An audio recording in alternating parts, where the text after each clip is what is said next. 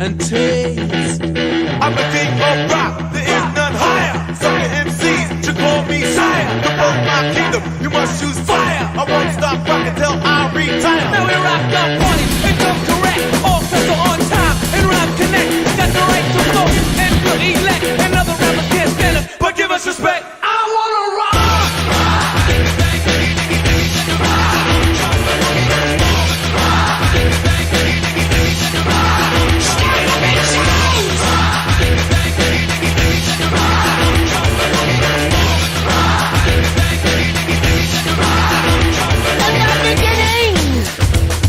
Back in 1955, man didn't know about a rock and roll show. No, that guy. White man had the smokes, black man had the blues. No one knew they was going to do what Tchaikovsky had to do. Oh, let me rock. You know what I want. I love rock and roll. Good night time in the jukebox, baby.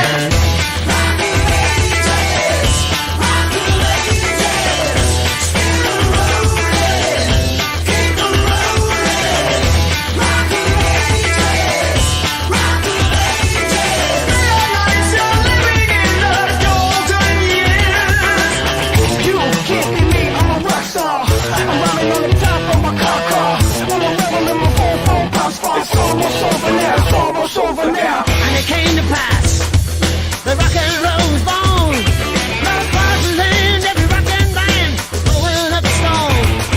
And the guitar man got famous, the business man got rich, and everybody was a superstar. It was a spirit. Let me rock. You know what I want. I love rock and roll. Good night time in the jukebox, baby.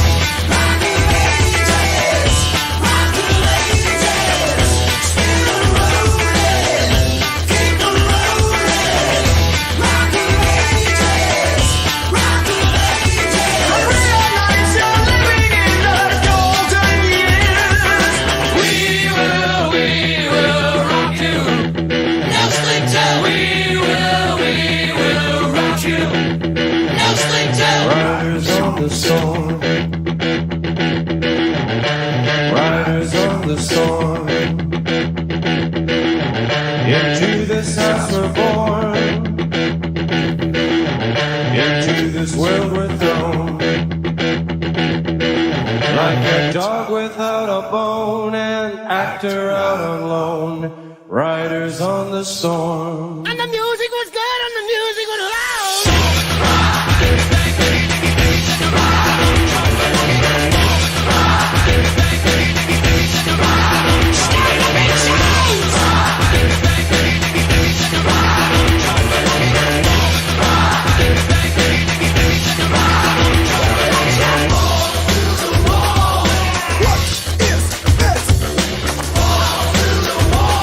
Yes, What is it? I like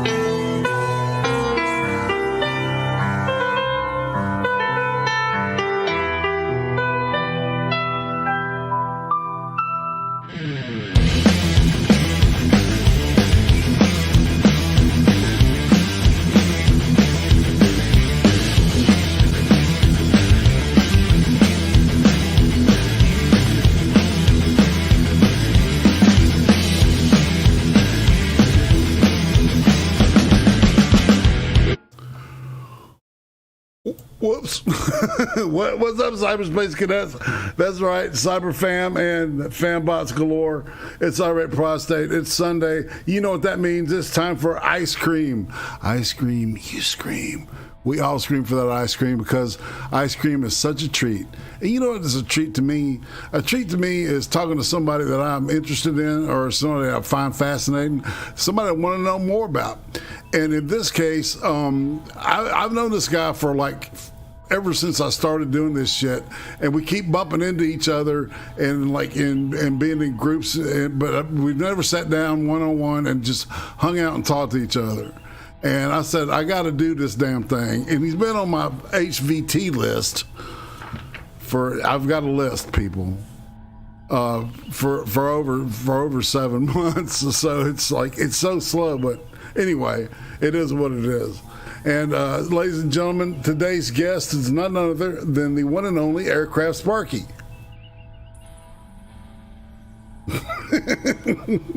It's like, oh shit. So yeah, man. So we were just hanging out, kind of getting a little wound up. You know, it's a special time to be alive, people.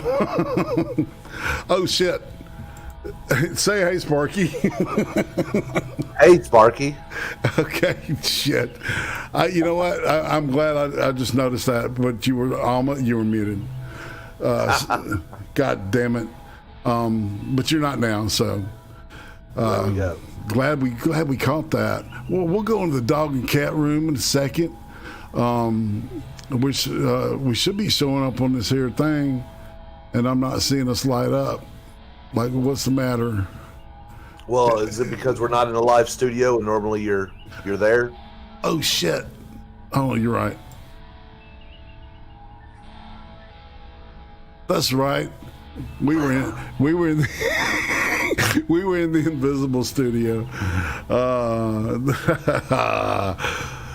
He knows my secret. He's seen my bat cave. Uh-oh. It happens, man. You know, look, we all have our own little tricks, and we try to figure out how everyone does their own little thing, right? And so we try to make it our own, and so you know, I've been watching this for. I've been watching the interviews at least for about 4 or 5 months, and I've always see how you utilize Discord with an overlay, and I'm like, I bet I could do that. And then I thought about it. I'm like, but I always like to show my ugly mug because, well, everyone wants to see what Shrek would look like in human form. So I grant that to the world.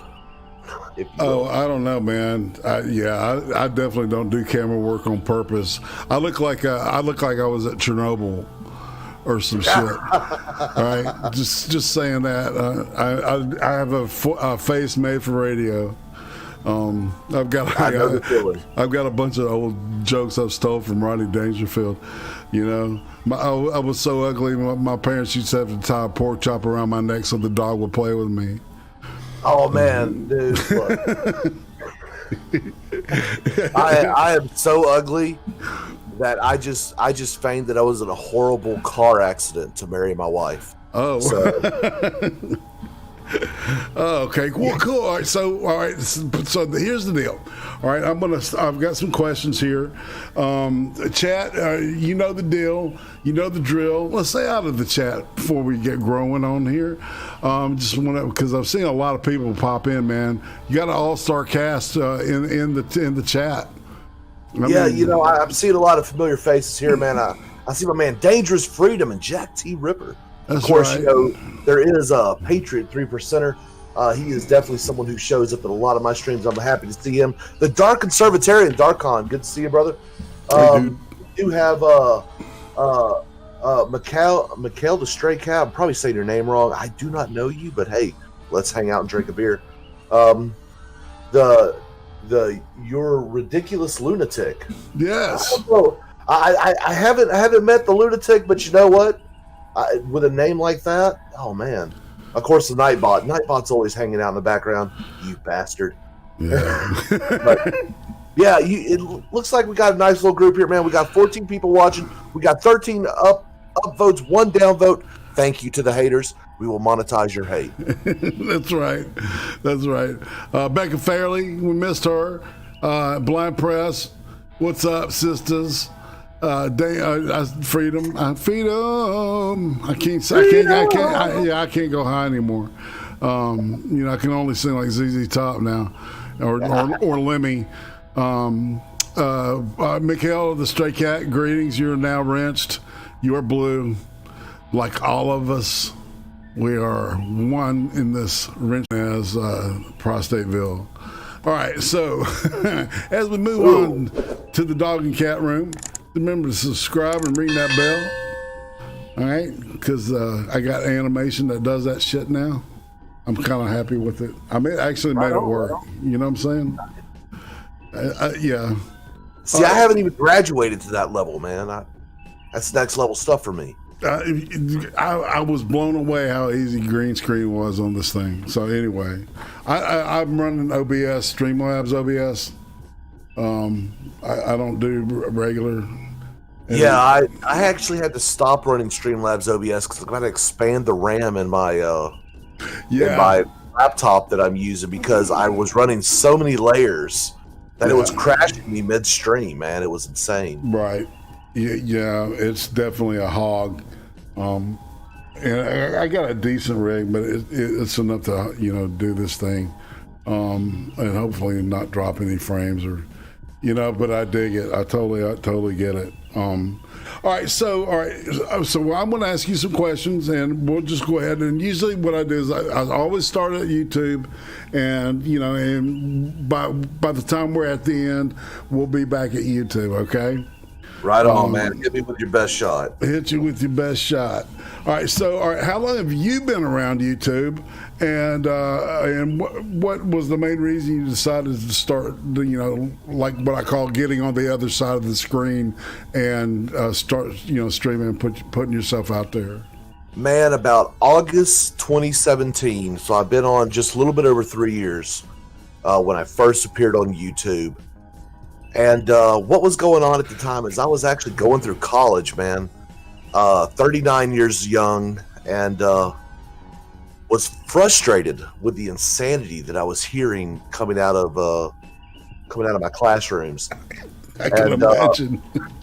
I'm sitting there listening to some of the college professors talk about all this crap, and they would get mad at me because I would laugh at them in their face, and I'm like, "You've never actually worked a day in your life, have you? Because you don't know how the real world works." Right.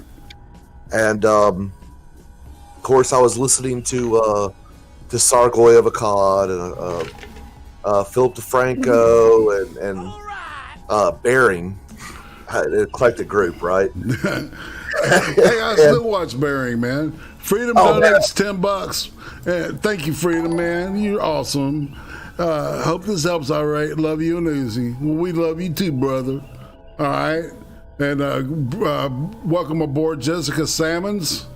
I just crossed the 1K barrier, and I'm very happy about that. So, congratulations, man. Yeah, that's a big one, man. I just broke that a few months ago myself. Dude, you're like fucking going. You're going insane.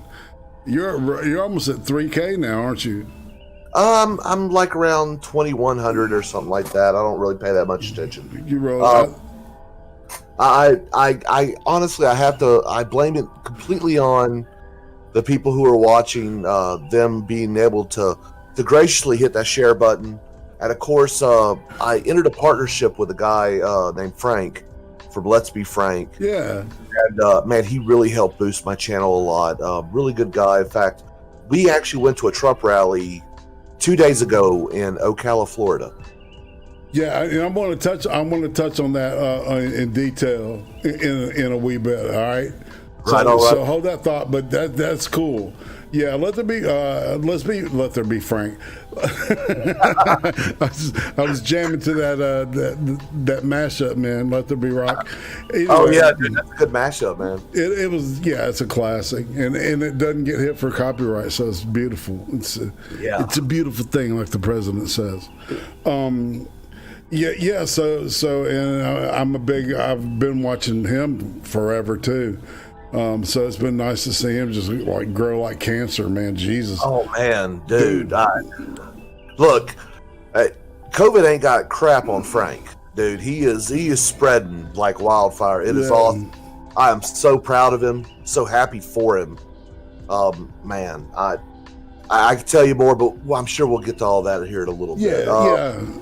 But anyway, let me get back to it. So these professors were just driving me crazy with all this intersectional BS, and I started talking to one of the professors. I was going through a class called Human Relations 101, and when I hear human relations, I'm thinking business, right? And no, it was social justice. It was a social justice class, and I started making fun of one of the professors who was the head of the department. And I'm like, you've never worked a day in your life. How can you tell people what the real world is like? You've been in academia. Right, in the bubble. He says, if you know so much, why don't you teach us? So he set up a couple of debates with graduate teaching assistants in this class. And I just started to just blow them away in front of the class they were clutching their pearls and gasping some of the things I would tell them. And what really got them set off was talking about transgenderism. And I'm like, look, I have no problem respecting a person and trying to treat them as an individual and everything. But if you got a 5 o'clock shadow and you're wearing a dress that don't make you a chick. And I made it through the class, got out of there with an A. And they were, the whole punch a Nazi thing was happening. And so my first video I did was on Antifa. And that pretty much got me started, man. And I stagnated for a while and man, it started getting serious and here we are. There you go. Yeah, man. It's cool to see how much you've grown, man. Into this deal. And I appreciate the way that you're just really laid back and you present yourself. So all right, getting to this part, is there any idea behind the persona that you present, or how much would you say what they see or what we see, when we watch one of your your streams or something, would you say is the real you?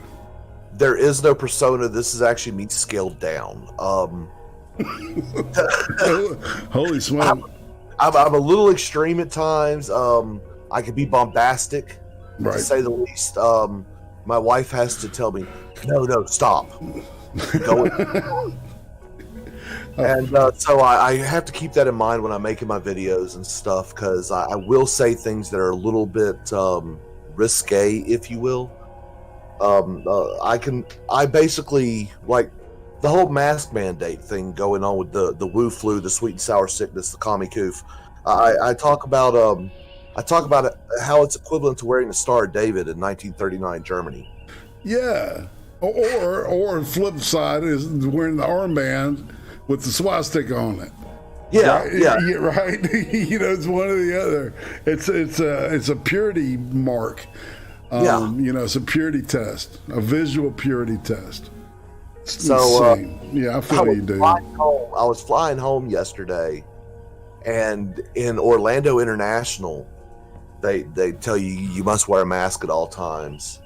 And of course, I just came back from this MAGA rally, so I put on my MAGA hat and a MAGA mask and walked through there, and I got a lot of hey man, I love what you're wearing, man.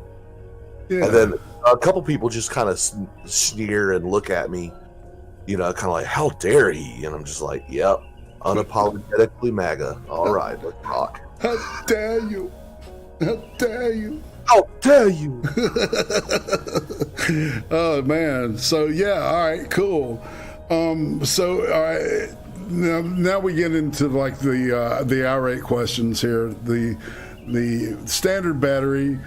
Plus, I've curtailed this to fit Sparky a bit with a bit better fit than one size fits all kind of thing.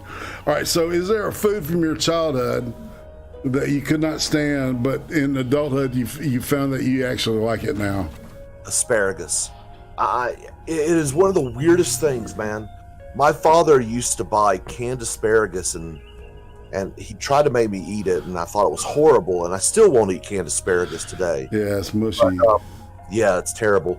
But my wife, she pan fries it.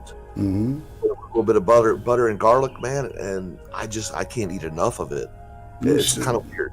Yeah, it's got a great flavor, man, if it's crisp. Yeah. You know, it's but it's got to be fresh, right? And it can't be the real big ones. It's got to be the smaller. Yeah, exactly. It's a thing, man. It is. All right. So who was? So we're kind of looking at your life. You know, your development shit. So do you have? Who would you say is the most influential person of your childhood? You know, and what kind of kid were you? Okay, so I was the kid that was always trying to scam my way into doing something more fun, or I was always trying to sneak off and do something different. But the most influential person from my childhood was this old man, Mr. Cotton. We'd go and talk with him and drink lemonade on his porch. He was an elderly man. He was a World War II vet. He stormed the beaches of Normandy. And he never really told us war stories, you know, like, oh, we were being shot up and all this other stuff. No, it was more about robbing wine and liquor from houses as they'd ransack through cities. I just thought those were fun. They stole a motorcycle from an officer and went joyriding and stuff like that. I thought the man was interesting, and when he passed away, the world lost the treasure, and they didn't even know they had. Indeed. There's so many of those guys with that generation, you know what I'm saying? Oh, yeah, man. They're the greatest generation, and I'll let you know right now, my grandmother, who November 11th will turn 102. Awesome. This woman, I mean, I swear, every night she drinks disappointment and wakes up and pisses excellence. She is a wonder. She just recently moved into an assisted living home. She lost her sense of smell in the 80s. She lost her hearing in the 90s. She lost her eyesight in the 2000s. And she's been living on her own pretty much the entire time, up until she was about 101.5 years of age, when finally they convinced her to allow her to move her into a assisted living home. And I'm sure when she gets in there, she's like, holy shit, how come I didn't do this 20 years ago? Right? And actually, hopefully it's that kind of a good place. Yeah, you know? yeah. It's actually a really good place, and she's actually quite happier because now she has a social life, where before all she had was her church would pick her up, and you know that was about all she had. Mama's on the patrol, man. That's right. And you know, you said it right too. It's Mama. That's right, dude. I'm a southern boy down from Mississippi. Okay. And, yeah, my you know, I'm mostly Cajun. And yeah, so it's Mama. Yeah, that's right, man. that's you know I'm a Bama boy, so you know. Yeah, well, I mean, I know. Somebody's got to do it. You know why the Crimson Tide has an elephant as a mascot, right? No, why? Representation of their original cheerleaders. You know, it also kind of fits most of their fan base because they are overweight and illiterate. Yeah. So, but you know, I graduated from OU, which is pretty much the Bama of the Big 12. So I mean, I always felt kindred sense of respect and equation with Oklahoma. It's like, all right, you know, every time I'd watch Oklahoma play, I would pull for them because they reminded me of Bama, right? Yeah, and I was kind of the same way, but I grew up hating Bama because I'm Mississippi. You know, and every year you had your Roll Tide, woo! And now I hear Boomer Sooner, and it's just as annoying. I'm sure. Awesome. Well, and that's something only people in the South can, it's like this general area through Texas, I guess, and up into Oklahoma. And I'm sure maybe parts of Missouri are like this too, but, it's like football's everything. Oh yeah, football is God. I mean, it's another form of church, especially here in Oklahoma. Yeah, I feel that. Yeah, I totally see that too. All right, so moving on. All right, so do you have a favorite holiday or season that holds special meaning? We got some holidays coming up. I absolutely detest Christmas. I really do, and it's because every time anything bad has ever happened, it happens on Christmas. Christmas Day, when I was around 7 or 8, my best friend's father passed away. He was test flying a gyrocopter, and it went down on him. And usually, a lot of my bad times in my deployments happened on Christmas, around Christmas. So I really hate Christmas. I would have to say my favorite holiday is Thanksgiving because I'm a fat ass. And there's just something magical about the entire family getting together and breaking bread, and you also have friends with you, and you're just sitting around watching, totally shitty Detroit football, and just having a good time together. Speaking of Yankees, Pinoy News throws $5 at us and says, "What up, Sparky? Your channel grow a little, you act like you don't even know the brother." Man, look, Tom knows. I will talk to him. I go on his shows and all this other stuff. But right now, as much as I love Tom, man, my man's a little bit too rough on the language to keep the monetization going. And so I've got to be selective about that. Unfortunately, it's not about you, my man. It's about the Yeet Tube. And man, I'm currently campaigning to make sure that our president Donald J. Trump gets reelected, and I can't do that behind a ban. I heard that, man. I heard that. Yeah, the stay eat free people. Yeah, I've got a strike against me too, and I got a whole story about that. Yeah, that's for another time and place. Yeah, I mean, it's so easy to catch a strike these days. I heard that. All right, so if you could go back in time and talk to little Sparky at the age of 8, what would you tell him? If I could go back in time and talk to myself at the age of 8, oh man, I'd basically have to say, stop. It's the route I was going on. If I'd have known then what I know now, I probably wouldn't have led as interesting of a life. I guarantee you that. I probably would have never joined the military. I probably never would have. I probably would have stayed playing music as I did my teens. But I would have told myself, hey, stop what you're doing, because you're really killing off a lot of your brain cells with the amount of drugs you're going to be doing in the very near future. And stay away from this babysitter because well, she's a little too handsy. Ooh. All right, so talking about elementary and middle school, what was that like for you? Elementary and middle school, man, I had real anger issues. And part of it was my father was always out of town.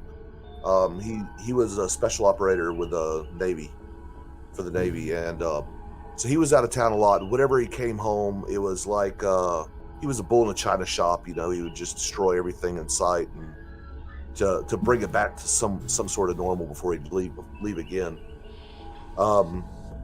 So my mother, who was a complete hippie, oh man, it was a weird dichotomy.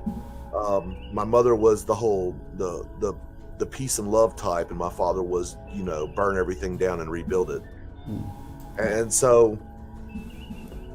while my dad was gone, I would get mad. I'd get mad at the kids because I've got an ear that's a little deformed. I don't know if you ever noticed it in any of my videos.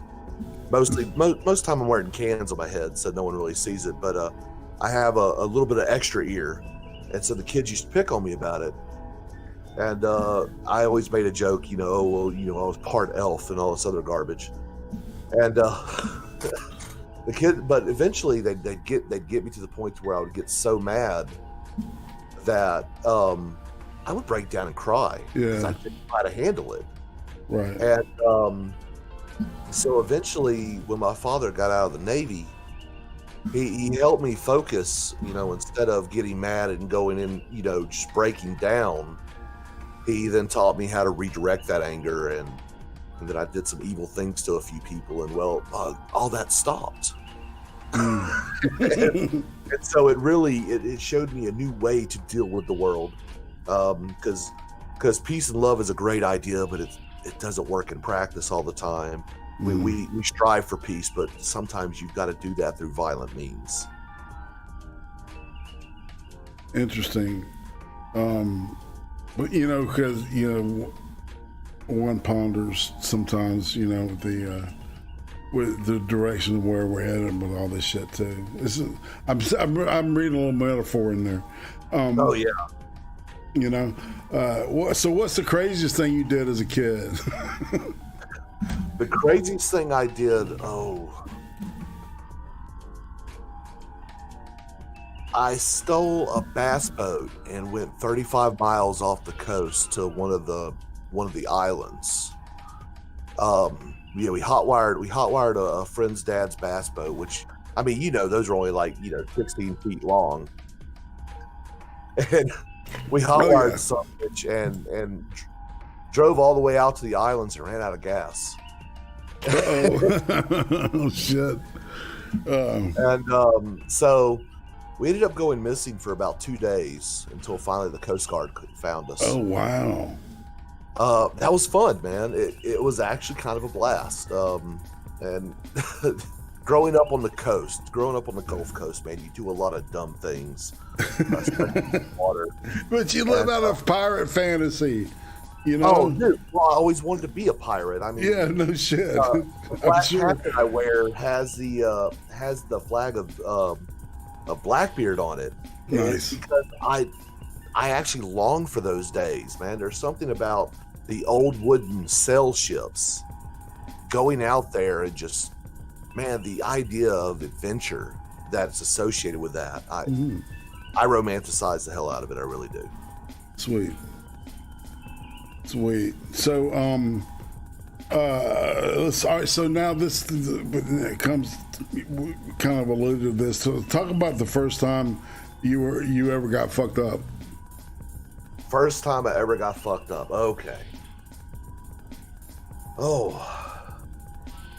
So I had this one friend. His name was Brad, and I won't give his last name, but Brad was the first guy who gave me a cigarette.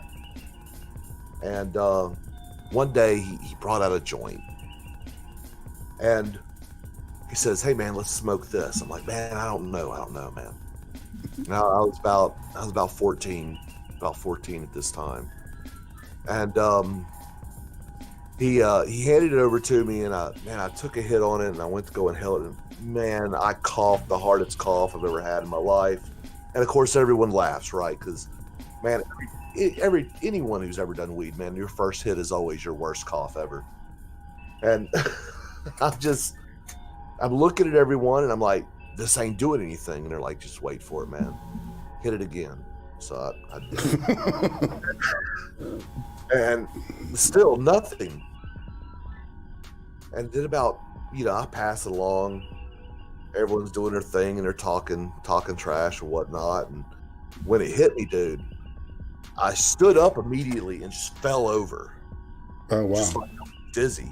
Right. And everyone's laughing at me. They're like, why the hell did you fall? And I was like, I don't know, man. But I enjoyed the ride. Yeah, that was it, man. It was all downhill from there. I can imagine. I progressively, I mean, I remember driving around at 16 years old with my own dugout and everything else. Dude, when your mom catches you with your weed and smokes it in front of you, that's a bad day. No I'm just doubt. saying. I was mad as hell because that was about $25 worth of weed, and we're talking in the 90s, right? Yikes. I mean, she smoked all my shit in front of me, and it was some good shit. She was telling me how good it was. Man. All right, what about the first time we were with the chick? Oh, dude, that was the most awkward moment that I could really think of. We were over at a friend's house, and the girl who I was with at the time, we were both virgins, and but she had a little bit more. She had more knowledge of the whole logistics of the whole thing than I did, and yeah, I came out of there bloodied and scratched up and everything else, and I felt like you talk about the walk of shame with women in college, but it was almost like a victory march, high fiving people as you leave the room and everything. And then one of my buddies, smacked me on the back, oh man, good on you. And I'm like, oh, dude, I wanted to cry. It hurt so bad because later I went and looked at my back and I've still got scars. Oh, so, dude, you had your wildcat. Oh yeah, man, she was a scratcher, man. Woo! Looking back, she was a lot of fun. But yeah. Sweet. Well, what about music? What was the first concert you ever went to? First concert, I was dating a girl whose father owned an advertising company. And, he did a lot of publicity work for the local Coliseum over there in Biloxi. So my first concert was actually a shitty one, man. It was Smashing Pumpkins. We went there to go help. Set up some banners or whatnot. And we decided to hide. So we hid in the Coliseum all day until the show began. When we came out, it was a general admission show, and came out of hiding. Went and watched the show. I was psyched about it because I really like the Pumpkins, but they are terrible live. They're definitely a studio band. Their lead singer, he has one of the shittiest voices in rock. And yeah, that was my first concert. It was I can't even remember the opening band. It was some garbage regional group, Black or other. Right. All right. So, what was your favorite band? Man, Pink Floyd with the Division Bell tour happened in like 96, 97 time frame. Man, I scrimped and saved and got 2 tickets. It cost me about $500 to get these tickets, and oddly enough, I took my mother with me, dude. Oh, dude, was that the Pulse tour? It was the Division Bell tour. Right. They filmed a lot of the Pulse DVD on that tour. Oh, yeah. Well, maybe. I mean, it was in New Orleans where we went to go see it. Oh, dude. And my mom flipped out. Yeah, she flipped out because I had liquid acid. And she was wondering why I kept dropping things in my eyes. Oh, dude. Because, I mean, if you're going to go for it, go for the hit. Oh, dude. And it was a great experience just because, I mean, Pink Floyd and acid. I mean, that's a perfect combination. The worst concert experience, though, was it would have been Pantera and Rob Zombie. Right. On acid. Whoa.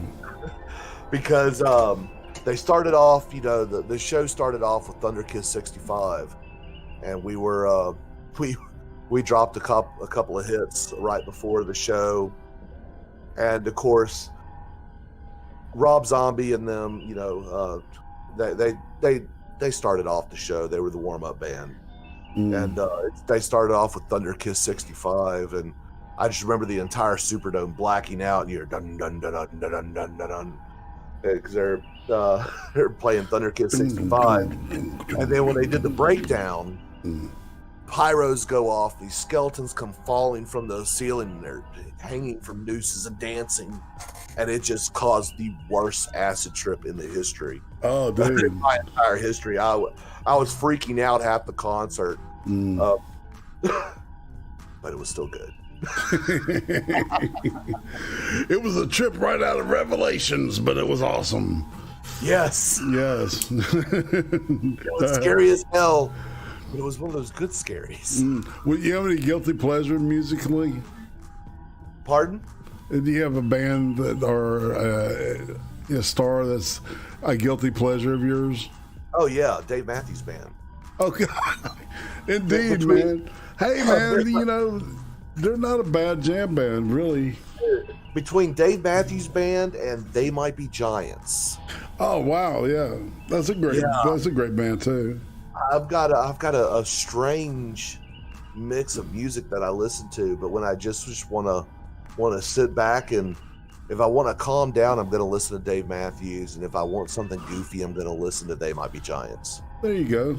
Sounds fun, man. A nice eclectic palette when it comes to music. That's a good thing, man. Yeah, man. Look, variety is the spice of life. Indeed. So, all right. So, if variety is the spice of life, then, or anyway, I was going to say I'm a happily married man. yes, I was going to go. Was the all right, so the plural of mouse is mice, Yes. all right? So does that mean that the plural of spouse is spice? Ooh, I don't know. We'll have to ask a Mormon about that. Right? Ask a Mormon. That's what I Yeah. Yeah. No. Look, I have had two separate wives at two different times. Number 2 is the keeper. Number 1 was just an experiment. Yeah. Plural of louse is lice. Somebody's pointing out. God, I love this planet. It's pretty fun. So high school, all right, we're kind of back at the school thing. What was that like for you? I absolutely detested high school. I was not popular at all until they found out that I played music. I was actually kind of one of those. I kind of kept to myself. I didn't really talk to anybody. I never dated anyone from my school. I always dated people outside of different cities or whatnot, different school districts. And the reason why was because I started playing music in 9th grade. I played my first concert in 10th grade at a bar. Oh, wow. I was kicked out of my house in 11th grade, and I moved in with guys in their mid-20s. What do you play? I play bass. Oh, wow. Yeah. First song I ever learned how to play was "Jerry Was a Race Car Driver" by Primus. Oh, okay. So you're a Les Claypool. Les Claypool was an inspiration to me. It was Flea that actually got me into playing. Oh yeah. Then once Flea's what convinced me to start playing. Les Claypool was the one that got me started playing some of the weird stuff I played, and Bootsy Collins was pretty much my staple. Because I really like a good funk bass, man. I really dude, do. a good funk bass shit.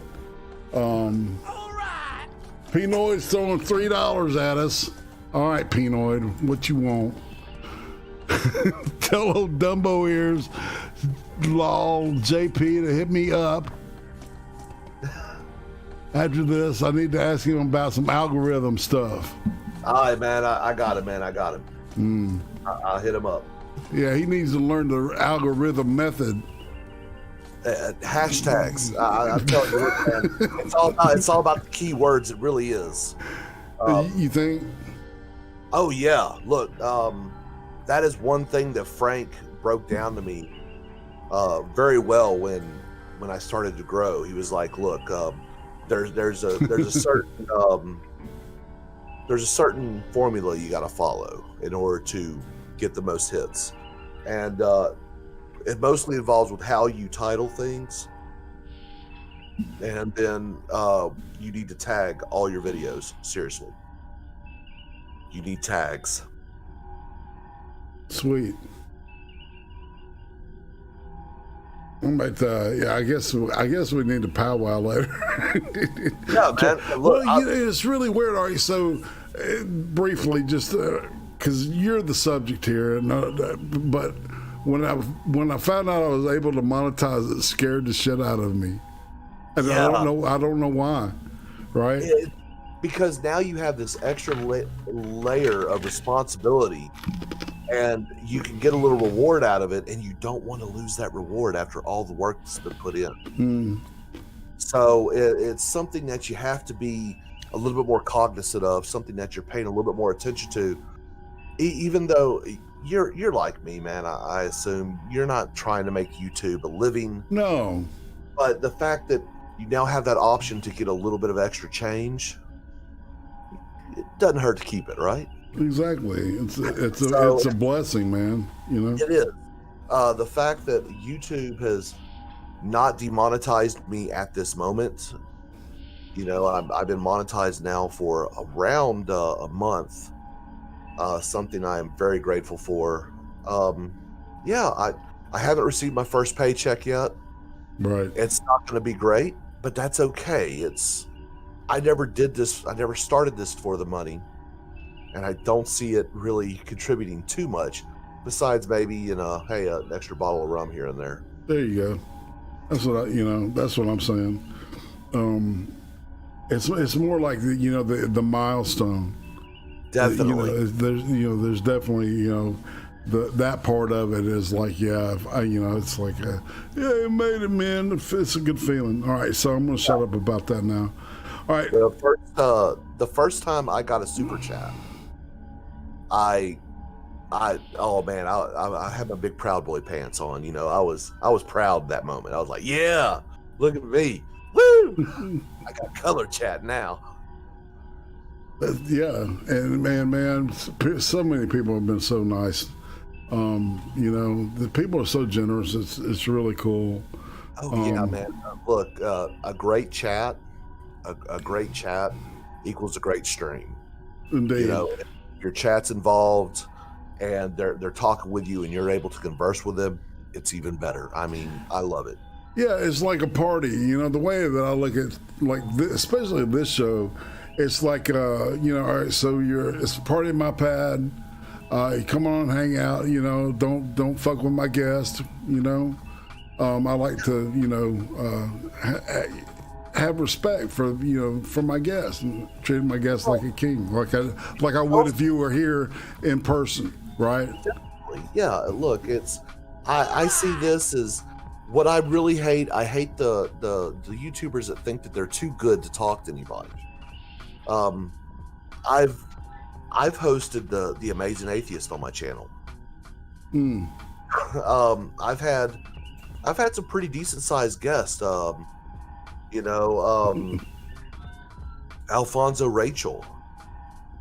I've had some pretty decently sized names on my channel, and every one of them was gracious enough to grant me some time with them.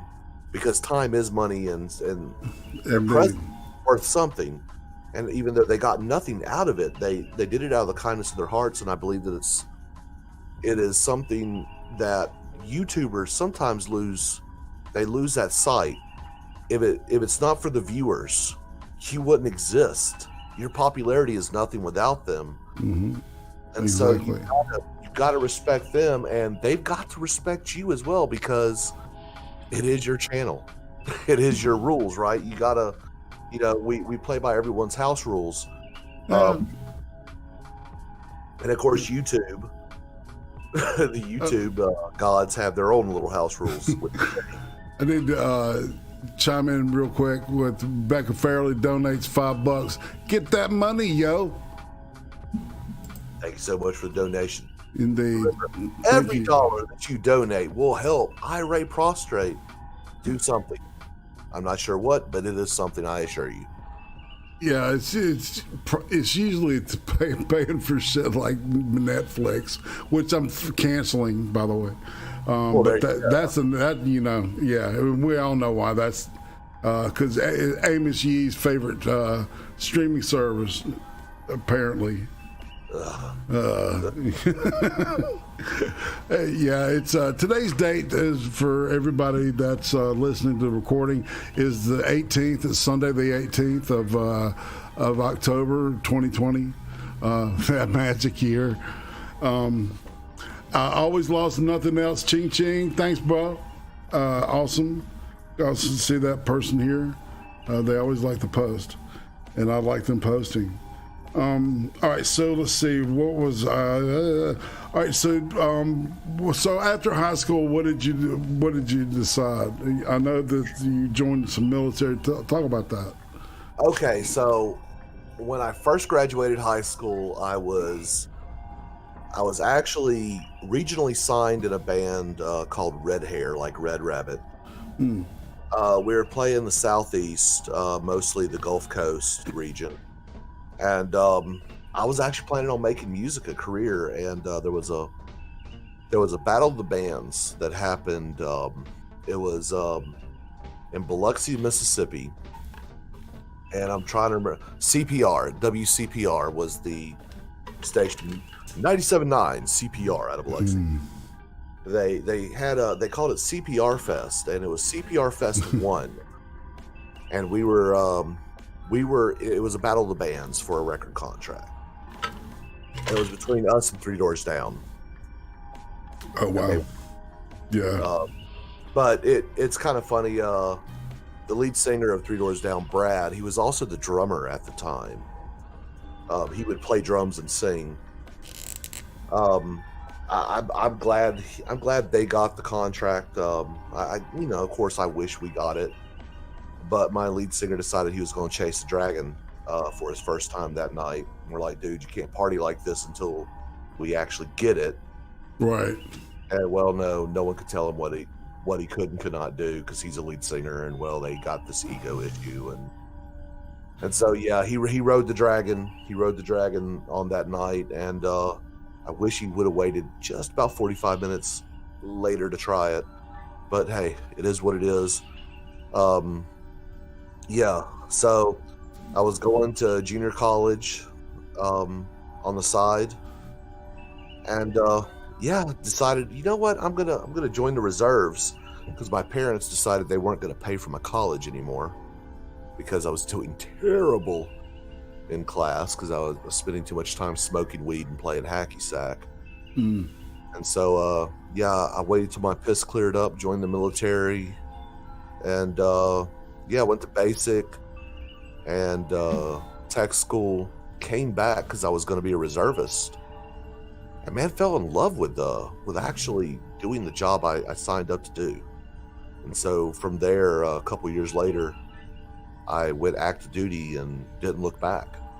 Usually Sparky's like a nickname for a gearhead, right? Yeah, well, Sparky is a nickname for an electrician. Yeah, technically, yeah. Yeah, so yeah. I'm an aircraft electrician by trade. Okay, cool. Yeah, that's where the name came from. What kind of aircraft did you work on? Let's see. I've worked C-130s, all variants, 3 AWACS, the RC-135s, KC-135s, currently working the KC-46. Wow. So, yeah, the tankers? Yes. Big ass planes. These are the little ones couldn't do what they did do if it wasn't for the big ones. Oh man, you know what I'm saying? A lot of people say will gravitate towards the fighters and shit, but it's like the workhorses are the the big boys. Well, okay. Look, there was you had you had a C-5 flying across the pond with 3 fighters, and they're bullshitting to each other over the radios. One of the F-15 guys says, "Hey, watch what I can do." He goes into augment. That's afterburners for the non-initiated, and he does a barrel roll and a loop-to-loop, and he comes back. He says, "What do you think about that?" C-5 pilot looks at him and says, "Hey, watch this." And F-15 pilot looks at him and says, "Okay." He sees the pilot get up and walk away. About 15 minutes, he came back and he said, "What do you think about that?" And he's like, "Well, I didn't see you do anything." He's like, "Well, I looked over at my co-pilot. I said, 'Hey, you take over.' I went in the back. I heated up a sandwich. I ate it. And then I went to my pit. And I came back and asked you what you thought about that." Yeah. So, six and a half does the other. It's Yeah, man, that's right. It's all intersectional. Yeah, man. Look, the fighter guys, man, they. So were you Air Force or were you Navy? Okay, I was Air Force, and when I got out of the Air Force, I then joined the Army like an idiot. And in the Army, I was what was called a non-destructive inspector. So I would X-ray and ultrasound aircraft. Oh wow, okay. Integrity. I joined the 160th SOAR, the Special Operations Aviation Regiment, and so I volunteered for the extra duty of door gunner. So that was kind of fun. Sweet. What, door gunner on what specific? Mostly I crewed a shit hook, a Chinook. Yeah. That's what I mostly crewed, but I was also qualified on the 60, the Black Hawk, which actually features prominently on that Free Communist Helo Ride flag you got there as your avatar. Yeah, you like that? Yeah. Yeah, I've been going into those places where nobody should go with that in the words CHAN. Yeah. All 4 of them, right? Yes, exactly. Hey, the chair force is the only force. Sit, push buttons, mission complete. Indeed. Indeed. Of course, now they got the Space Force, which now I'm a little jealous. I wish I was a little younger so I could go into the Space Force. Hypersonic weaponry, man. Incredible. I just want to see the first Space Marine, dude. That's going to be fun. It is going to be fun, man. And I wonder if it'll be a woman named Vasquez. God, I hope not. Let's see. All right, so we're talking. All right, talk about military. What about? All right, so are you married or anything? Or you got any kids? What's that look like? I am married. I have a 20-year-old stepson. I don't have any biological children. This is my second marriage. But my wife is way too good for me. She definitely married down. I married up, and I am glad. Makes 2 of us, indeed. Indeed, it's a good thing. So, Mrs. Sparky, so how long y'all been together? We have been together since just over 10 years together. We've been married. We've been married going on 9 years now. In fact, the 24th is our anniversary. Sweet. Yeah, ours will be the 30th. So October's a good month to get married in, right? Yeah. I mean, she wanted to get married. She wanted to get married November 11th in 2011. But well, I couldn't do. She was like, "It'd be easier for you to remember 11/11/11." I'm like, "Yeah, but." I'm like, "But my mama, my grandmother, that's her birthday, and I don't want to take that away from her." Yeah, my mama, she's special. Indeed. All right, so let's see. All And now, so now you're like, you had a teaching gig. What was that like? Are you still doing that? No, I taught for 2 years. I begrudgingly left. Well, no, I was happy to leave. I begrudgingly started it, to be honest. I started out when I graduated college with my wonderful degree in Middle Eastern history and communications. I, two totally worthless degrees, but that's neither here nor there. I took a gig at a charter school, and a lot of people are like, "Oh, I hate charter schools." No, charter schools. If you got to go to a public school, charter schools are probably the best quality of education. Now, when it comes to things like sports, that ain't going to really happen there. But I loved teaching at the charter school. But then I decided, I want to coach football. So I signed on with a local public school my second year and hated it. Inner city children, I do not want to teach. Not because of the children, because of the parents. Because the parents have already screwed them up so bad that the children are impossible to deal with half the time. We were basically more of a paid babysitters than we were anything else. Right. And then with football, with coaching football, you had parents that would overhype their children. And my kid should be the quarterback. Well, oh God, here's a ball, throw it, and they throw it and it goes behind them. Like that's how you get it in the quarterback. Yeah. I know.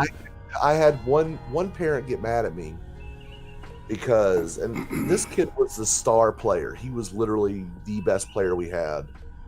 He would call everyone the N-word on the field. Okay. And I told him, like, look, man, that language is not allowed on my team. And he's like, you can't tell me what I can and cannot say. And I'm like, I can tell you when you can and cannot play. Right. So guess what? You say this, you get to ride that, pointing at the bench. And so I held a team meeting there on the practice field. We don't say the N-word. We don't say it in any shape, form, or otherwise. And I'm like, hard R or A. And yes, I said the actual words. And the parents had a fit over that until they found out why I even said that word in their child's presence. Right. And but the father was still mad. Oh, well, my kid's too good to be benched. And I'm like, your kid will be lucky to even make it to the high school level with his attitude until he learns how to play. Because I was teaching middle school. Until he learns how to be a team player, that there is no room for individuals on a football field at the junior high level. You've got to actually develop your skill beyond, I can throw a 15-yard pass. So, God, the parents were the downfall of my teaching career. I went back to aircraft maintenance. It's so much. I make more money and there's less heartache. No shit, dude. Right? You don't have to deal with some asshole fucking parents. Yeah. I had to deal with shitty parents too, so I know exactly where you're coming from. I worked counseling teenagers for quite a while. Oof. Yeah. So, all right, let's kind of shift gears and get to entertainment.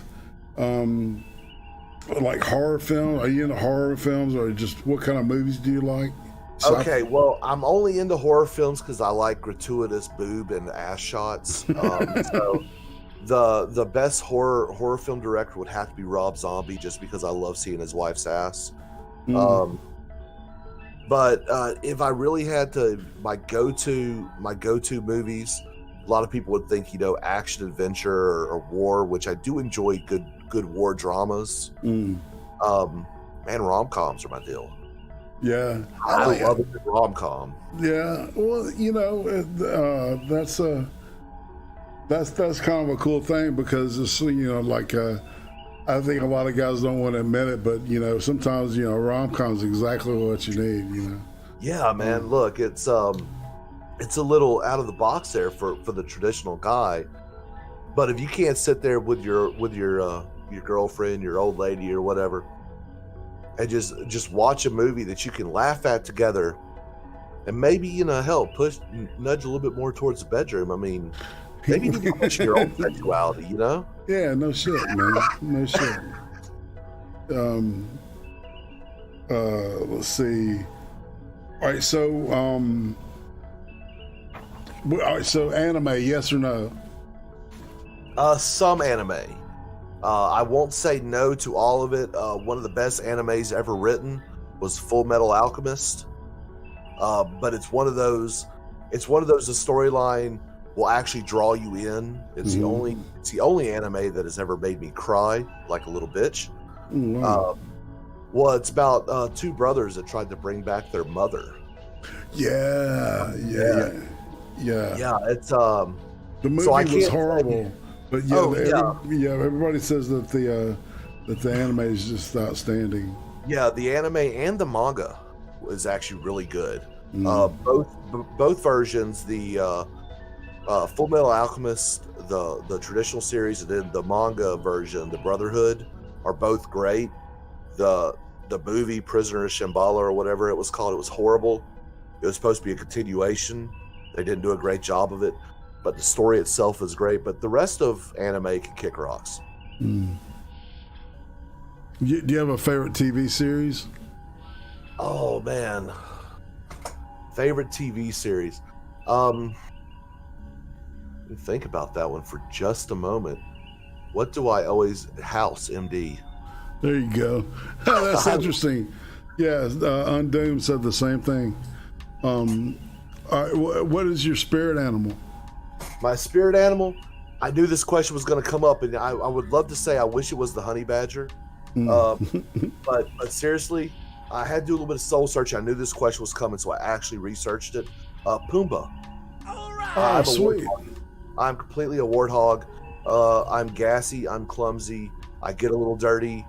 And I like to charge at things with my head down. Yeah, I think Pumbaa. I would definitely have to be a warthog. All right, so Mike Wayfeline. I don't know exactly. Mike Wayfeline. Usually when this guy, all right, anyway, 223. Too bad I can't gift sub. F you, YouTube. Indeed. Is there any option? I need to ask the chat that real quick because I don't know if that's supposed to happen or not. For super chat, any y'all see that? I'm not seeing an option for super chat myself. Yeah. If you've been cleared for monetization, you need to go actually into your studio and activate super chats. That is that is something they don't tell you. That's something you have to do in the background. Well, thank you, sir. See, the tutelage is needed, people. And if you're not subscribed to this channel, please do, man, because it's funny how you get 11 or 12 subs, and the next day you've lost 8. Yeah. And what's really funny is, Go ahead. we always tell people to hit that bell icon. You always want to hit that all. Seriously, because YouTube will not tell you, even sometimes when you hit that bell. So that's why most creators will tell you, hit that share button. Sharing actually helps a creator more than anything else.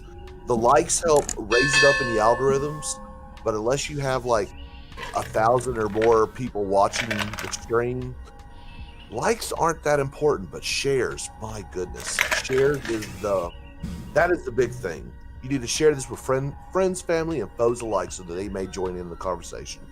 That's right, and leave comments, man. Those are very important to me. And if you have somebody you want me to talk to that I haven't talked to yet, put them in. Put them in the comments. That's a great place to put it. Comments actually help you a lot in the algorithm as well. Yeah. I'm trying to start engaging, with people. So yeah, it's a good thing. Let's see. All right. So, what about video games? You a video game fan? Man, I love video games. There's actually some videos of me playing as Donald J. Trump.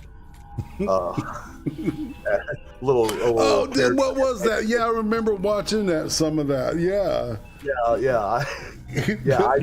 I do dumb shit every now and then, and games are kind of my I wouldn't call it my guilty pleasure, but whenever I have some free time, I do like to enjoy games. Like I've been playing League of Legends lately, just because there's not a whole lot of commitment to it. Right. But for a while, I used to play EVE Online. I don't know if you've ever heard of that game before. I haven't. EVE Online was a game, dude. I played with like cabinet members from the Obama administration. Oh, crazy.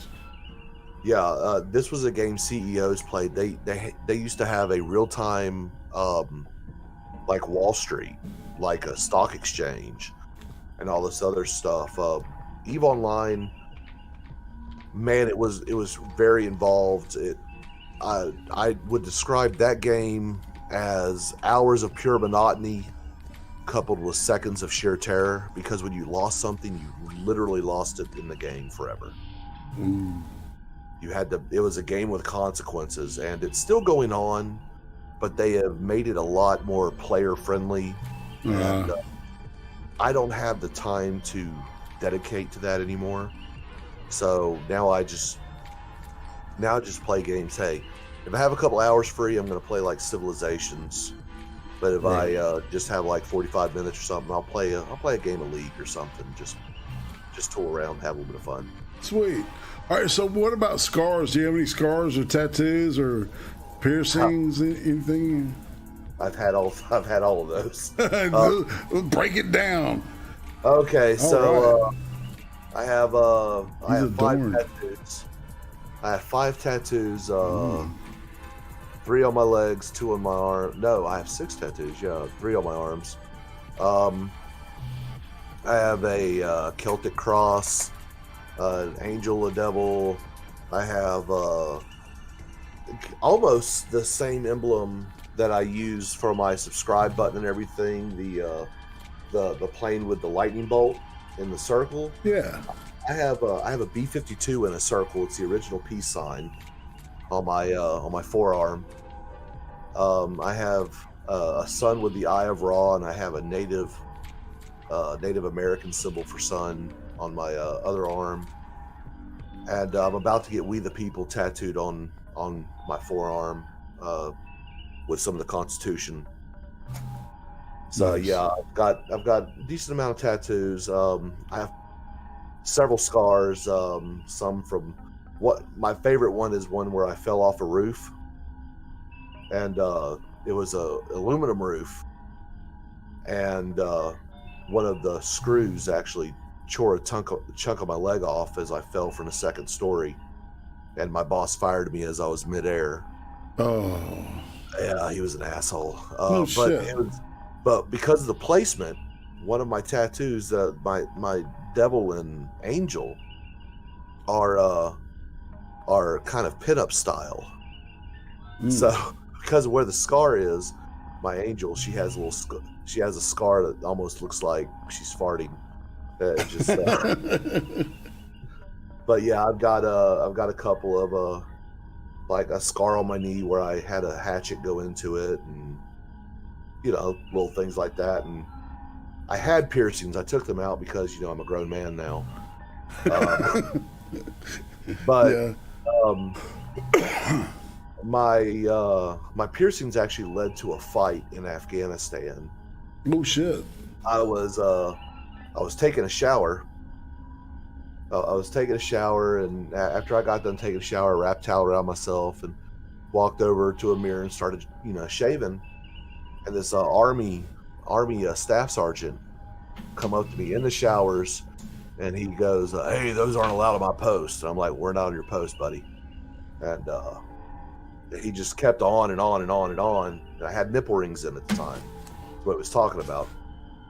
And So he's like, I'm telling you, you need to take those the fuck out. And I said, what about this one? I turned around and opened up my towel, and he looked at my Prince Albert.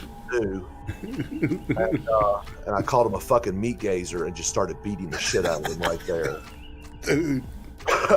And when the police came, they found me teabagging the dude, and just dropping my nuts on his forehead because he was unconscious. And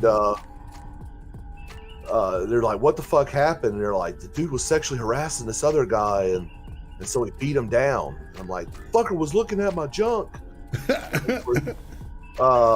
They arrested him for acts of homosexuality. Oh damn! And oh shit! I didn't know you could do that.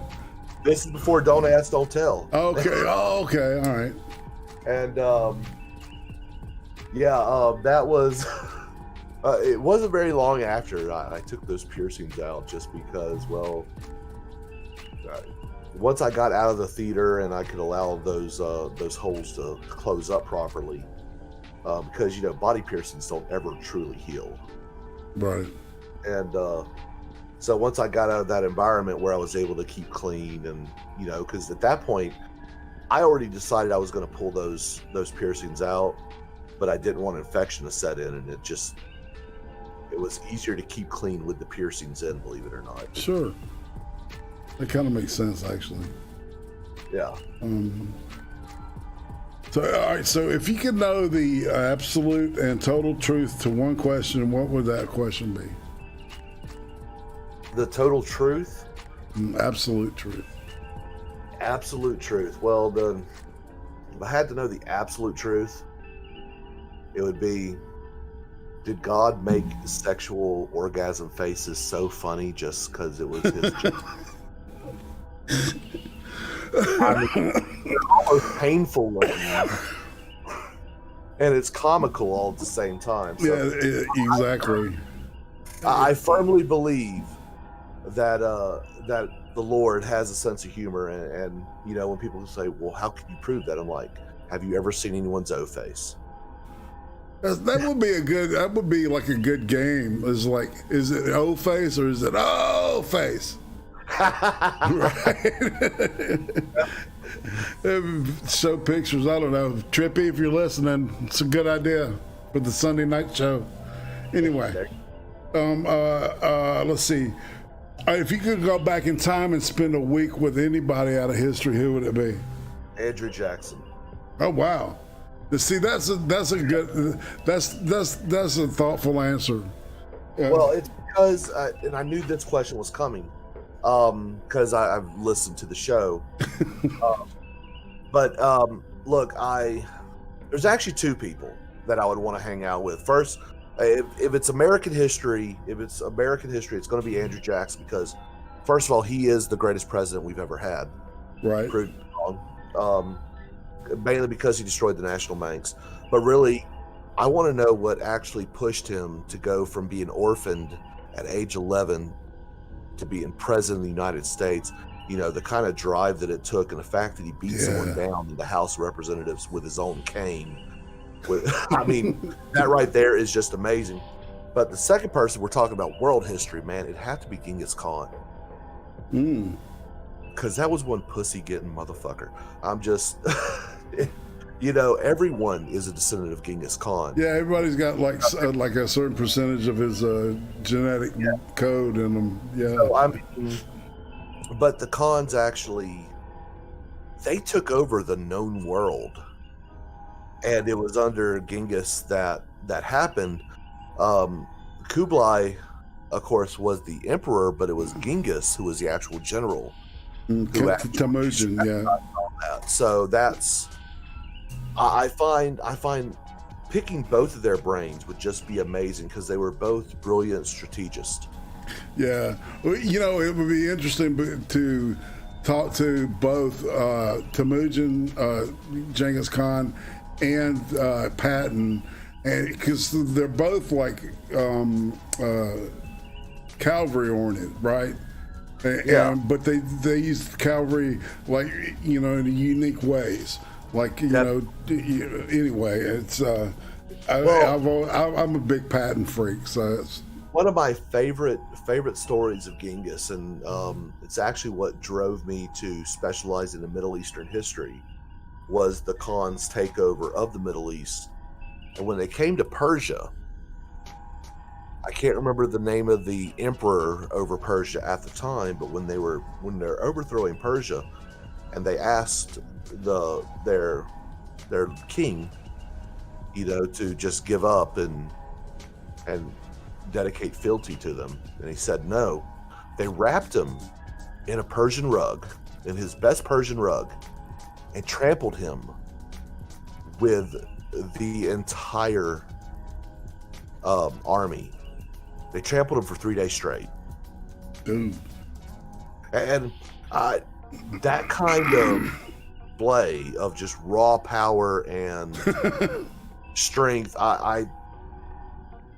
they would always give cities and kingdoms the opportunity to surrender. And when they didn't, they would find a way to get one of the highest ranking people in that area, and they would do something brutal to them for everyone to see. And they did that to tell them, this is what's coming to the rest of you if you don't surrender. And when they took over Baghdad, they said at first the rivers ran blue with the ink of the library that they destroyed, because they literally took all the books out of the largest library in the Middle East of Baghdad and threw it into the Tigris River, the Tigris or the Euphrates. I can't remember which one exactly. They said then it ran red with the blood. I mean, just amazing. The pace they did it at is what really amazes me. Right. Yeah. So well. Yep. And that was the utilization of the cavalry, using it as speed and then the way that they would rotate. Yeah, the way that they kept their horses healthy throughout the campaigns is really, because I don't know if you've dealt much with horses, but horses are dumb, and they're kind of weak animals, really. If you don't treat them just right, they will die on you over the littlest thing. Right. It's an interesting beast there. All right, so we are at the place. Oh, I forgot to ask you this one. In 40 years, what will people be nostalgic for?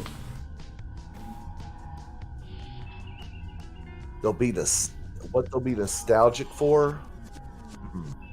Home cooked meals. We're already heading that way already.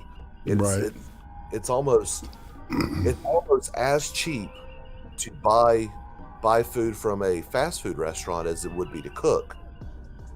But in the next 40 years, a home cooked meal, an actual self cooked meal, I think people will be nostalgic for that. That's interesting. I think you may be correct on that. What's the most useless talent you have? I can talk forever. I can really talk about absolutely nothing. I think it's all those years of drug use. Shh, that's my secret. It's home this Don't tell talent. everybody. It's a bullshit about absolutely nothing. And you too can have this same useless talent for the mere price of almost all your money for about 3 years. 3 billion brain cells. Yeah. All right. This is the point where we go to the Lipton questions. James Lipton did a famous show called Inside the Actor Studio, and he would ask every actor this set of questions, and he would do like these 2-hour in-depth things with these, like super Academy Award actors, right? But he would ask every one of them these 10 questions. And the first one is, what's your favorite word? My favorite word. However. Okay. What's your least favorite word?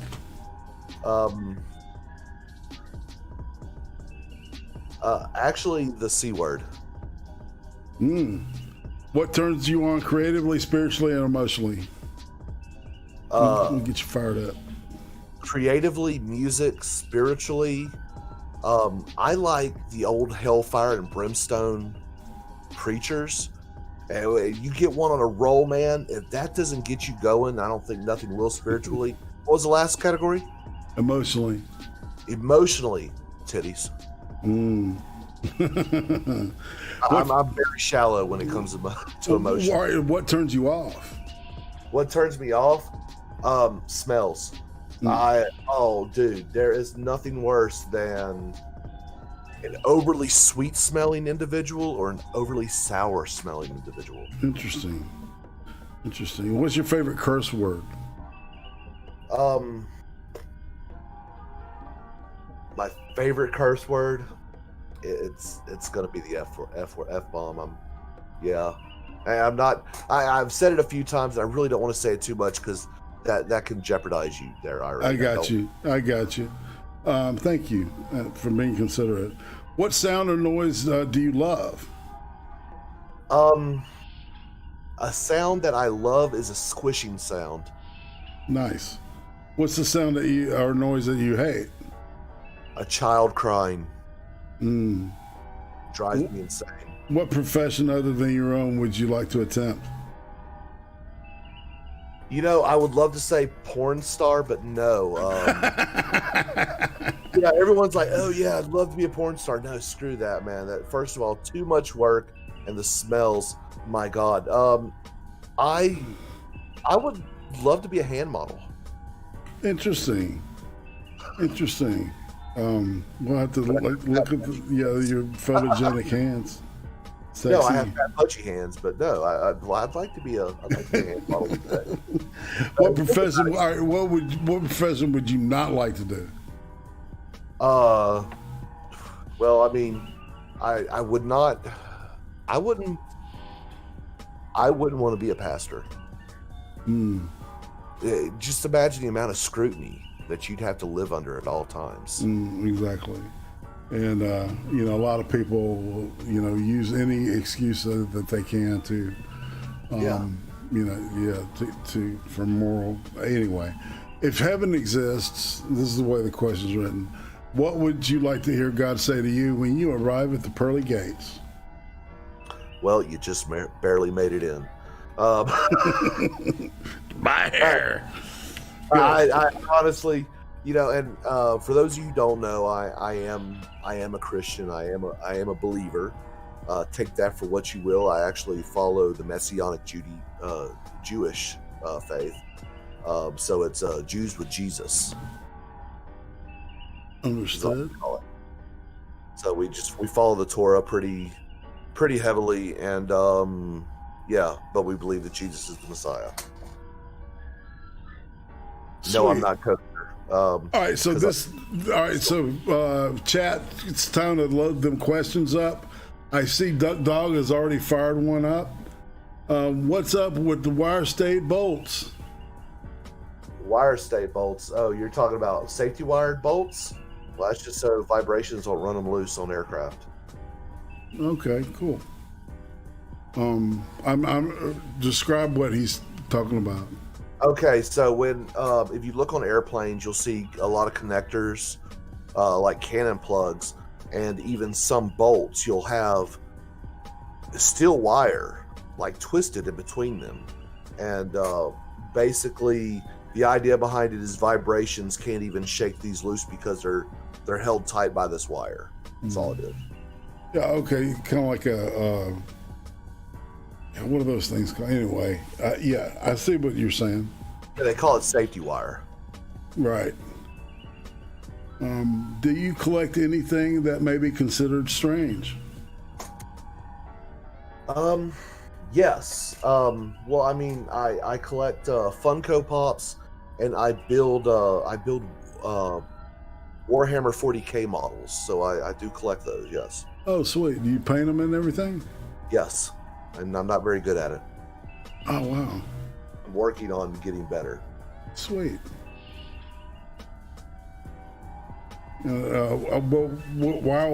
Whilst we're YEETS, I would say, all right, so we're kind of back at the YouTube part of the questioning, like I said earlier. Who would you say is a criminally undersubscribed YouTuber that you think needs, to be uplifted or, be spotlighted, as it were? Criminally undersubbed? Yeah. Well, I mean, besides yourself, Irate, you are criminally undersubbed. You actually bring some pretty thoughtful, some thoughtful content out there. But sickeningly enough, I'm gonna have to call out my partner in crime, Frank from Let's Be Frank, who only has 140,000 subs. I still think he's criminally undersubbed because I know this man personally. Look, he drove 2 hours out of his way just so we could attend a Trump rally together.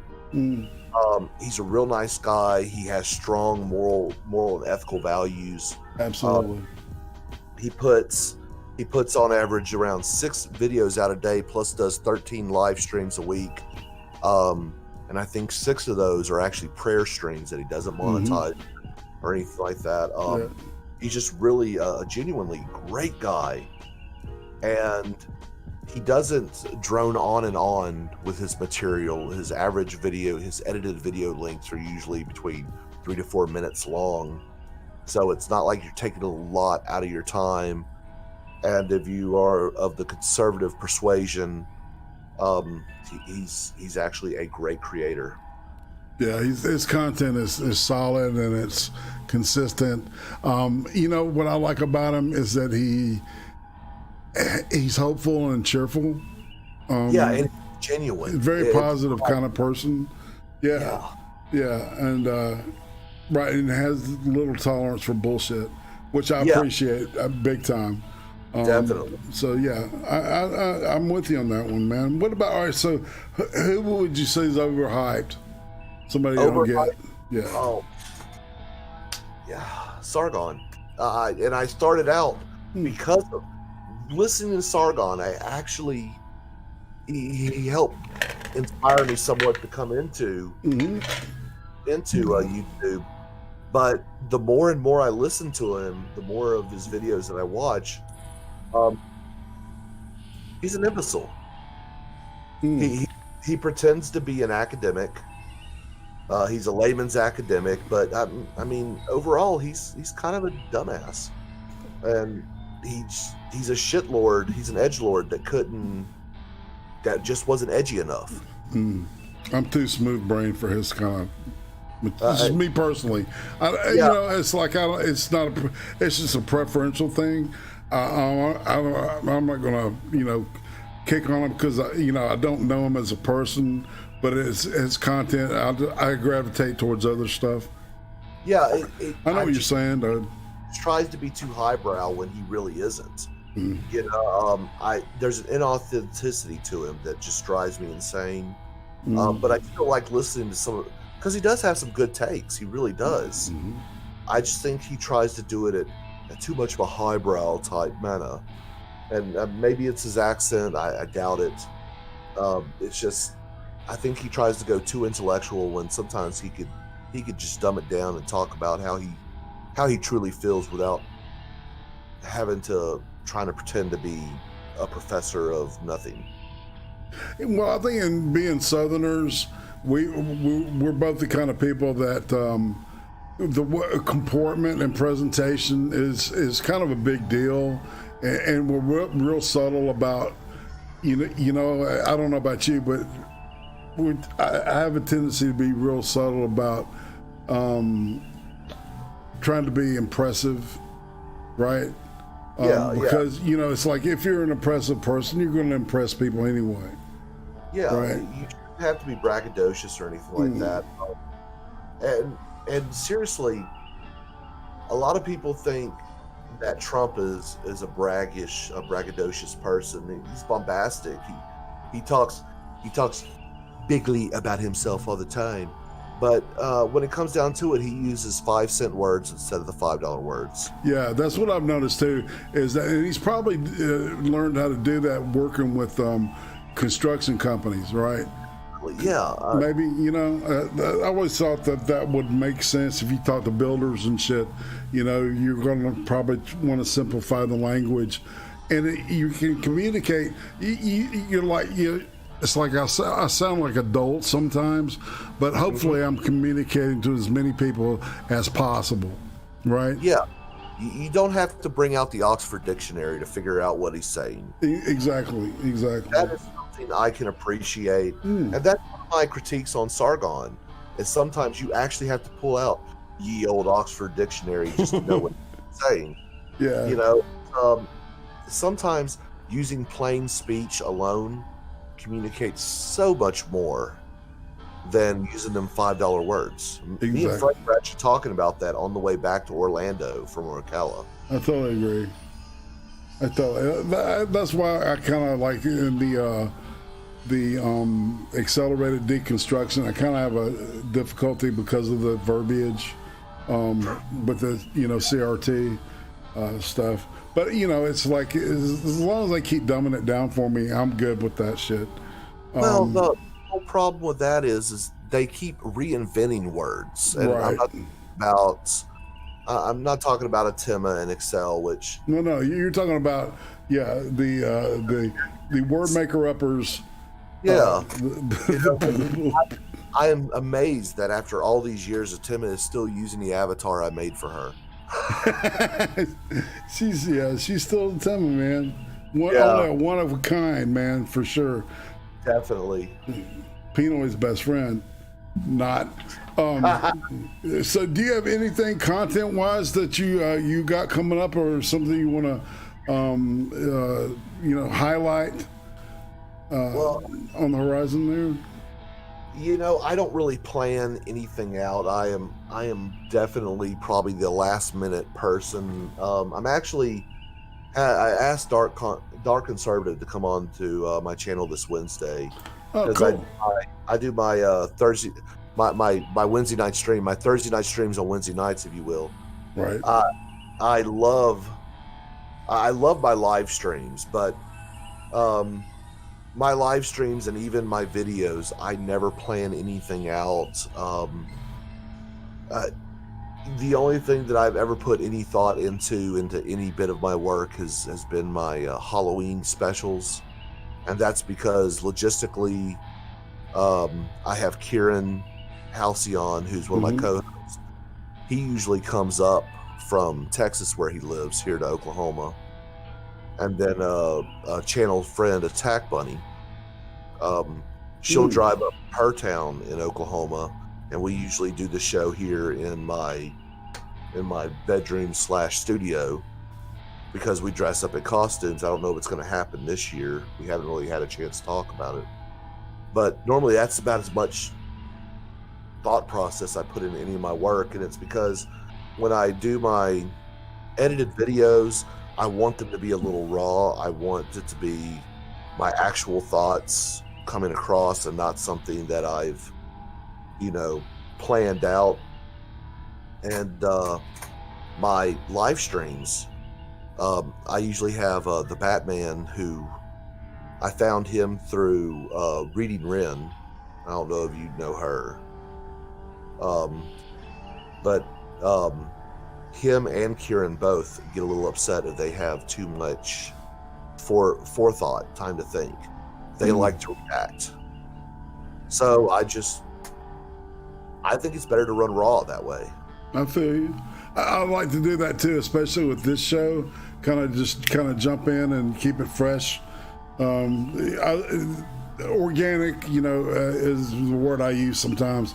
It's, to keep it genuine. Two people hanging out and talking, and not trying to be, overeducated shitheads. There's not on the internet, but the fucking, the television's full of them, and I just they don't ring my bell, dude. So all right, before we part, it is tradition to shield your channel, and final word for the chat and people watching. If you look in the description lovely chat viewer things, you will see that AircrafySparky's parlor or parlay or whatever, his that link is presented instead of Twitter, because what happened? Fat Chicks ate my Twitter because one day I decided to make a joke about a woman who was raising holy hell at a McDonald's drive-thru about there being no fresh cookies at McDonald's. So I wrote, and I quote, "Look at this oatmeal raisin looking bitch," and evidently that was hate speech. So that got yeeted off of YouTube, off of Twitter forever. So now I am on Parler, where I am starting to pick up on my actual parlays, as they like to call it. So tweets, if you will. Starting to pick up more up on that. But most of my stuff, you can also find me at my YouTube channel, youtube.com/AircrafySparky. I actually do things, and this is a tab that's open to you now because you're over 1,000. Community tab. I love the community tab. I like to put stuff up there. If you're not using it, irate, man, it helps. I want to get that. Yeah. So, do I have to go in there and make that happen too? No, it should already be open. All right, good. All right, cool. Yeah, use that. It's a lot of fun. You can put memes up there and just little messages, and it doesn't only go to your followers, to your subscribers. Other people can pick up on them as well. They'll just populate in people's home tabs.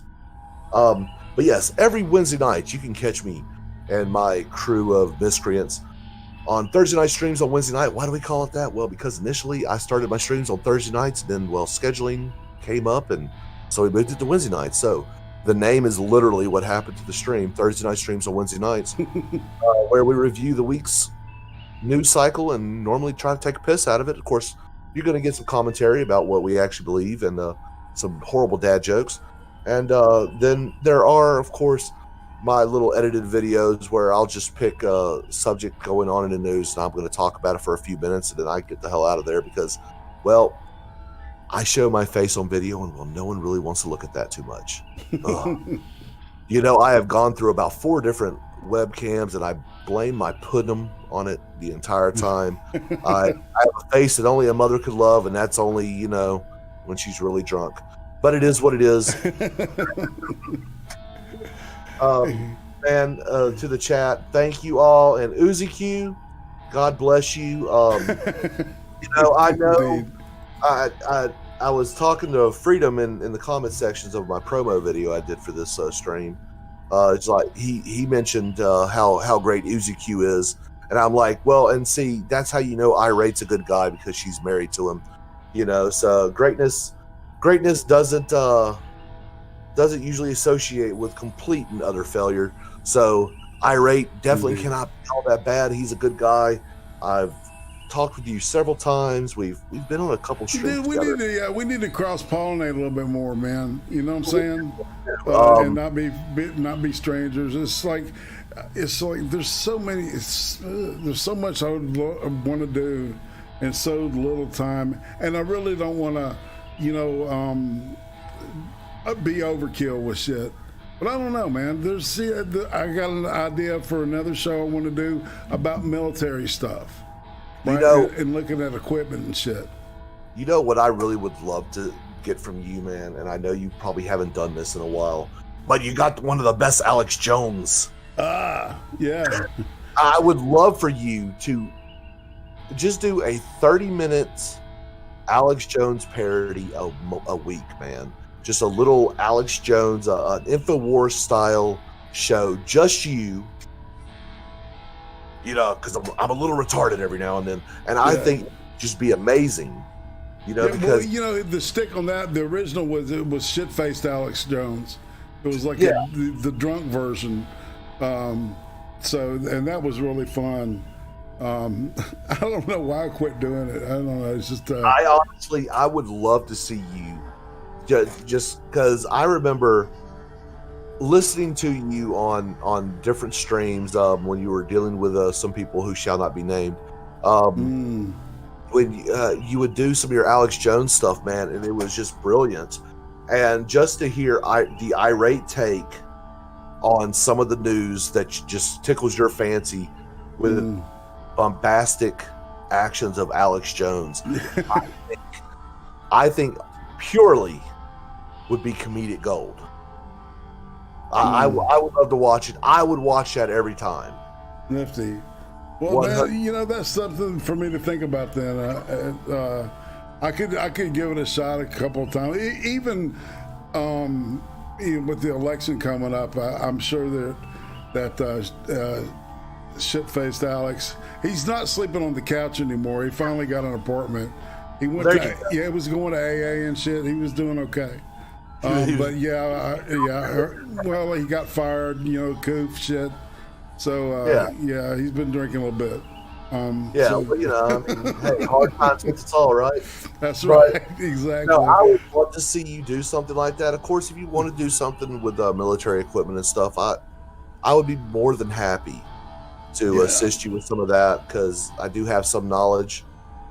Yeah, man, exactly. I've got to put it together in my head, but there's one with that I've got in mind, and then another with art, because that's what my useless degree's in, freaking sculpture. So awesome. Yeah. Well, I can't make a damn dime with the shit anymore. It was enough. All right, so we're kind of done here. So let's go ahead and end the show. And what we'll do, we'll scoot out. All right, you've showed the Thursday night show on Wednesdays. Excellent news with Kieran. You guys have been together like forever, haven't you? Yeah. Me and Kieran, we've been working together for about two years now, and it actually coming up on 3. Because it was about 6 months into my YouTube that he actually started. Yeah. So we're looking at close to 3 years we've been working together, and we drive each other crazy in a good way and a bad way. But he's more of a straight guy, and I'm just the loon on the side. But he's a good guy. I wish he would actually start putting out his own content. But man, he's busier than I am. So I mean, it is what it is. It is what it is. And chat, I want to thank you guys for coming out. All right, tomorrow me and Becca are going to be slogging through. I think it's starvation. See, the starvation of communism. The Russians and the Chinese each did their thing, killing millions of people. Or either that, or it's how China specifically is spread their version of communism throughout the world, and and how it gets to our doorstep. And I've also got a thing that talks about how China, Red China is connected to, and this was the NTD news, and nobody's talking about this. It's connected with BLM. There's a paper trail. So put that in your pipe and smoke it. And on that news, Creem streams on Friday, of course, and the accelerated construction on Saturdays. And next week, the one and only B Token, who I got into a conversation with a couple months ago, and so we'll finish that. That should be interesting. And I got the next 6 minutes coming, and Gamer Valine, we're in the talks of trying to nail a day down, and her cohort, Blondie. So we've got that in the works for this show. I don't know, man. Sparky, let's say goodbye. Man, y'all have a great night, and God bless.